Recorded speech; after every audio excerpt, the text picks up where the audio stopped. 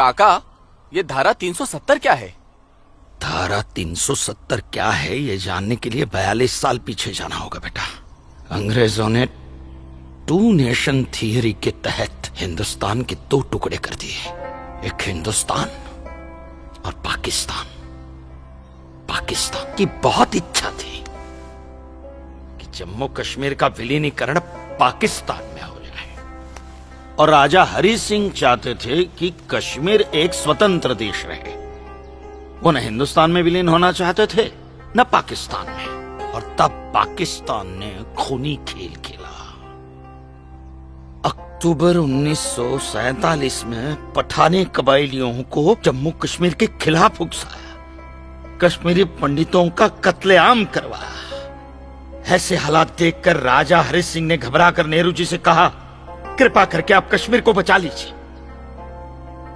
मैं ऐसे हालात में चाहता हूं कि कश्मीर का विलीनीकरण भारत में ही हो जाए, सेना भेजिए। लेकिन जब तक भारतीय सेना कश्मीर पहुंची बहुत देर हो चुकी थी। न जाने कितने कश्मीरी पंडितों का कत्लेआम हो चुका था। कश्मीर का 1/3 हिस्सा पठानी कबायलियों ने अपने कब्जे में कर लिया था। लेकिन अपनी इस नीच हरकत के बाद भी पाकिस्तान बाज नहीं आया। पठानी कबायलियों और भारतीय सेना के बीच युद्ध जारी रखा पाकिस्तान ने।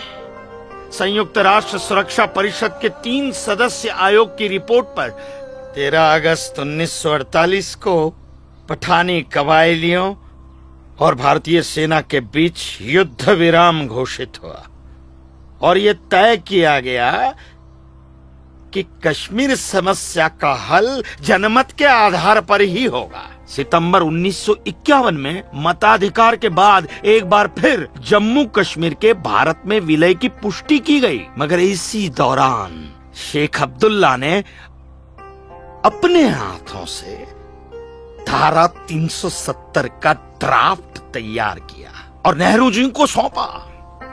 सरदार पटेल और आम्बेडकर साहब की मर्जी के खिलाफ 1952 में नेहरू जी ने इसे लागू भी कर दिया।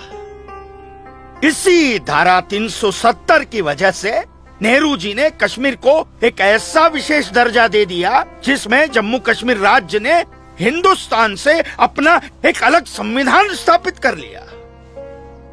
इसी धारा 370 की वजह से हमारे हिंदुस्तान का राष्ट्र ध्वज अलग है और कश्मीर का भी ध्वज अलग।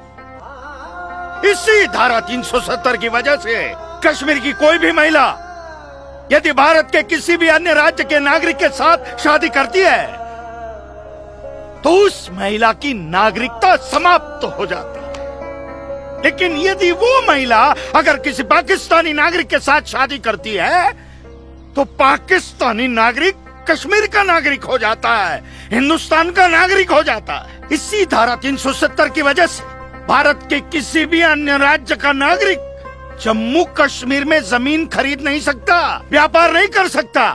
लेकिन जम्मू कश्मीर का नागरिक भारत के किसी भी अन्य राज्य में जाकर अपना व्यापार कर सकता है, जमीन खरीद सकता है, कुछ भी कर सकता है। अरे ये बिग लैंड एबोल्यूशन है, क्या है पता है?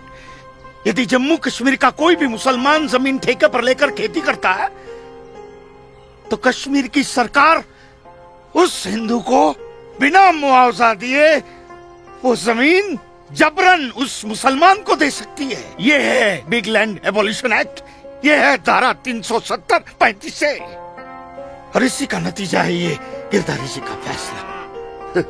और सिर्फ यही नहीं, ये जो सरकार की ऋण निरस्तीकरण योजना है ना, इसके अंतर्गत उन सारे मुसलमानों का कर्जा माफ कर दिया जाएगा जो उन्होंने हिंदुओं से लिया।